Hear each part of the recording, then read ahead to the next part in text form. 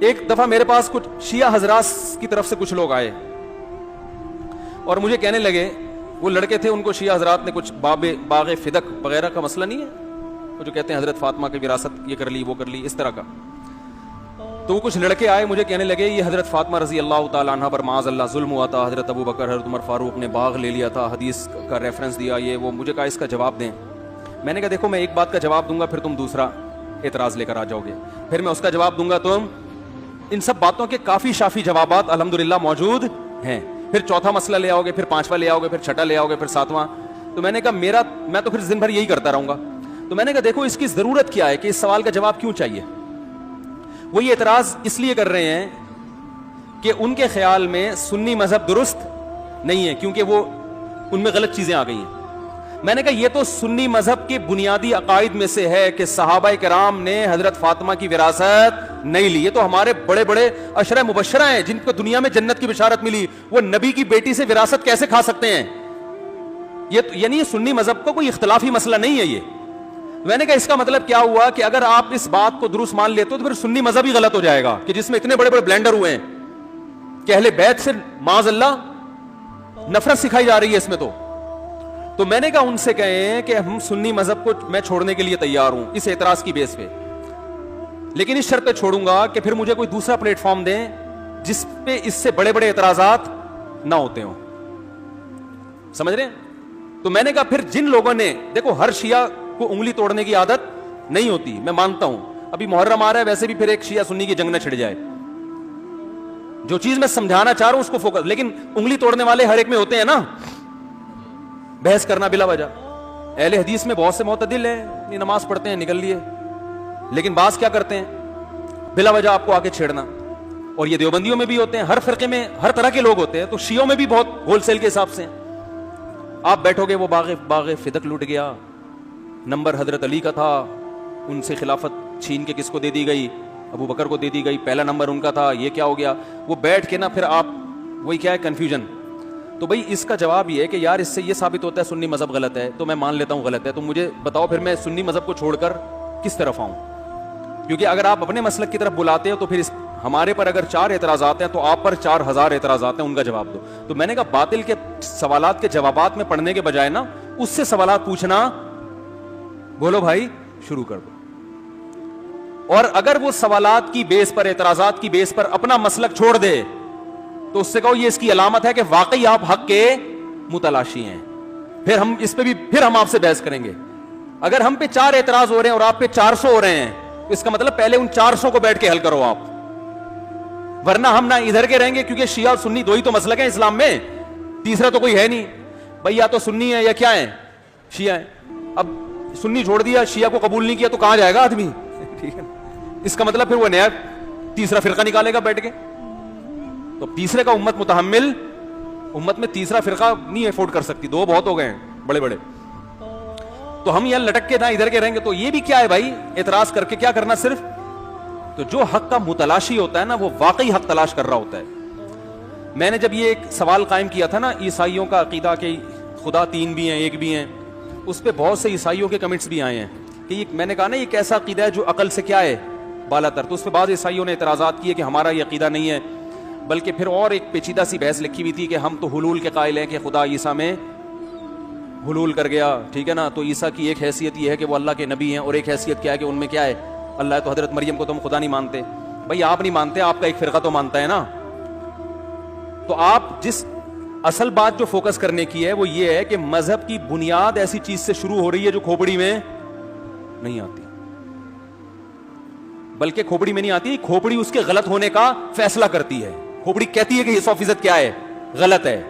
مذہب کی بیس یہاں سے شروع ہو رہی ہے کہ یہ غلط ہے.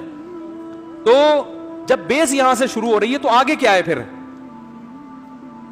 تو نیچے ایک عیسائی نے اچھے کمنٹس کیے ہوئے تھے, اس نے کہا میں اسی بیس پر اسلام میں نے قبول کیا ہے کہ اسلام کے عقائد میں کوئی کنفیوژن نہیں, 2 اور 2 4 کی طرح بیان کیا گیا ہے, بالکل واضح ہے.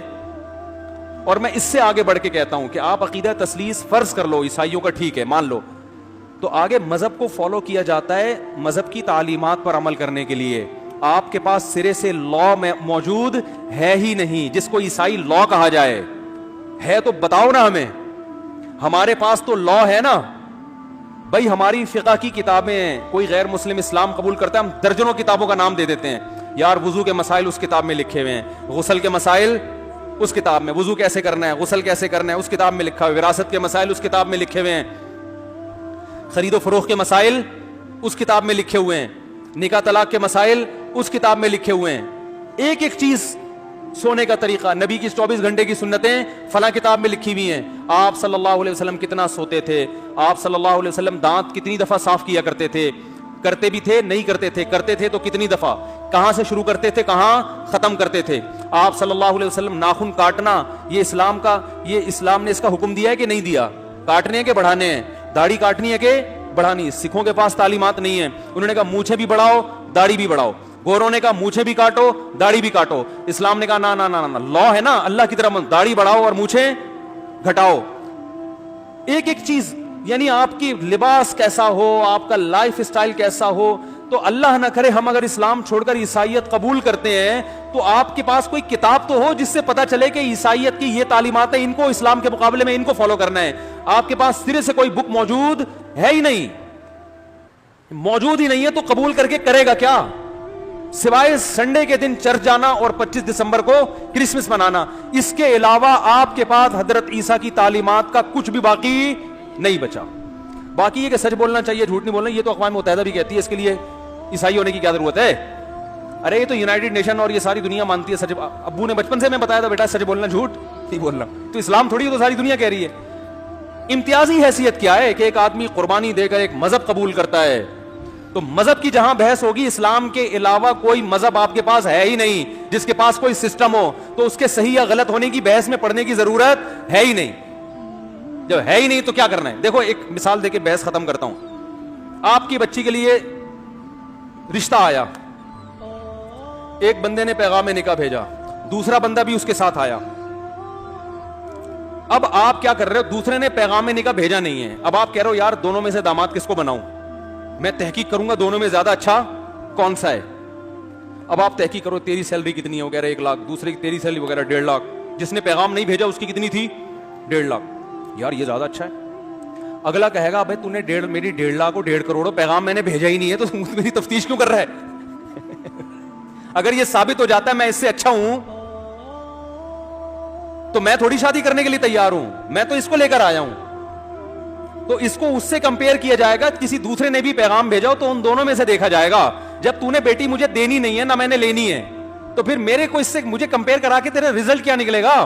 تو جب ہمارے پاس چلنے کے لیے اسلام کے علاوہ کوئی ایسا مذہب ہے ہی نہیں جس پہ چلنا پاسبل ہو, ممکن ہو, تو پھر کسی دوسرے مذہب کی تحقیق میں ٹائم ویسٹ کرنے کا فائدہ کیا ہے کہ سچا ہے کہ اچھا ہے کہ گندا ہے, صحیح ہے کہ باطل ہے, کرنا کیا ہے ہی نہیں. جب اس کے پاس تعلیمات ہی نہیں ہے, کچھ ہے ہی نہیں, اس کے پاس کوئی کتاب نہیں ہے جس کو فالو کیا جائے, جس میں A to Z مسائل لکھے ہوئے ہو, تو اس کے برحق ثابت ہونے سے بھی پریکٹیکل لائف پہ کوئی اثر نہیں پڑے گا. تو اللہ نے اس لیے حق اور باطل کو اتنا واضح کیا نا کہ اسلام کے مقابلے میں کسی مذہب کو پنپنے ہی نہیں دیا ہے, تاکہ لوگ اس کنفیوژن میں پڑے ہی نہیں کہ کون سا مذہب صحیح ہے کون سا غلط ہے, پنپنے ہی نہیں دیا. اتنا اللہ نے اسلام کو, جیسے ایک ملک نے سفیر بھیجے, اب 2-4 جھوٹے سفیر بھی آ گئے نا, اب نیا آدمی کنفیوز ہو رہا ہے, یار ہمارا ملک کا سفیر کنفیوز ہو رہا ہے, امریکہ کا سفیر یہ والا ہے کہ یہ والا ہے کہ یہ والا. تو امریکہ نے کیا کیا, وہ جو باقی 3 تھے نا, اپنی ایجنسی والوں کو بولا کہ ان کو لے جا کے چڈی بنیان پہنا دو, کیا کر دو, ان سے یہ 3 پیس سوٹ اتارو, یہ کم بخت دھوکہ دے رہے ہیں بھائی, یہ کیا کر رہے ہیں. یہ 3 پیس سوٹ ٹائی کو دیکھ کے پاکستانی سفیر کنفیوز ہو رہا ہے کہ یار یہ والا, تینوں چاروں انگلش ایک جیسی بول رہے ہیں. تو امریکہ کیا کرے گا, امریکہ بولے گا ان تینوں کو اٹھاؤ, اپنی پولیس بھیجی اس نے, ان کو اٹھاؤ اور ان سے کوٹ پینٹ چھینو اور چڈی بنیان, دھوتی بنیان یا چڈی بنیان پہنا دو, تاکہ پاکستانی سفیر اس کنفیوژن میں ہی نہ پڑے کہ یہ والا ہے کہ تو پتہ چل جائے گا بھائی یہ نہیں ہو سکتے. تو اللہ تعالیٰ نے اسلام کے مقابلے میں کسی مذہب کو پنپنے دیا ہی. کنفیوژن میں پڑھیں کہ یار ہندوازم کا اسلام سے مقابلہ کرائیں یا عیسائیت کا, پھر دیکھیں کون سا صحیح ہے. اللہ نے کہا اس کے علاوہ تمہیں کسی کے پاس تعلیمات ملیں گی نہیں. تبھی مفتی صرف مسلمانوں میں ہوتے ہیں, غیر مسلموں میں مسائل بتانے والے مفتی نہیں ہوتے. روحانی پیشوا ہوتے ہیں, دم درود والے, مسائل بتانے والے وہ صرف کہاں ملیں گے آپ کو, اسلام میں. یہ لقب صرف مسلمانوں کے مذہبی لیڈر کے پاس ہے. عیسائیوں میں پادری ملے گا, مسائل بتانے والا نہیں, وہ وراثت نہیں بتائے گا کہ باپ مر گیا تو بیٹے کو کتنی وراثت. پادری کبھی نہیں, اس کے پاس ہے ہی نہیں بتانے کے لیے, وہ کہے گا لا کو فالو کرو. جبکہ ہمارے ہاں عدالتیں ہمارے پاس فتویٰ بیچتی ہیں کہ مفتی سے پوچھو کہ کتنا. کل ایک مسئلہ آیا, طلاق کا مسئلہ گیا ہوا تھا عدالت میں, میاں بیوی میں پھڈا ہو رہا تھا, کوئی کہہ رہا تھا ہو گئی ہے, کوئی کہہ رہا نہیں. تو عدالت جج پریشان تھا, اس نے کہا کسی مفتی سے فتویٰ لے کر آؤ کہ ان الفاظ سے طلاق ہوتی ہے یا نہیں. تو ہمارے یہاں تو جامع الرشید میں آتے رہتے ہیں, عدالت سے آتے ہیں, عدالت فتویٰ مانگتی ہے, بھائی ہمیں نہیں پتا, مفتی سے فتویٰ لکھواؤ. وراثت کے مسائل بہت دفعہ, تو وجہ کیا ہے کہ وہ اسلام کی روشنی میں فیصلہ کروانا چاہتے ہیں لوگ, تو عدالت خود کیا کرتی ہے, بھائی مفتی سے پوچھو, کسی بڑے دارالفتہ سے پوچھو.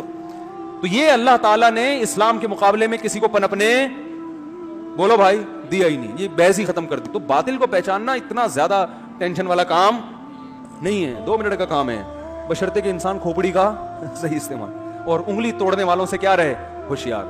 یہ سوائے, اور یہ وسوسے پیدا کر کے آپ کے ایمان کو کیا کرتے ہیں, خراب. اللہ تعالیٰ عمل کی توفیق عطا فرمائے.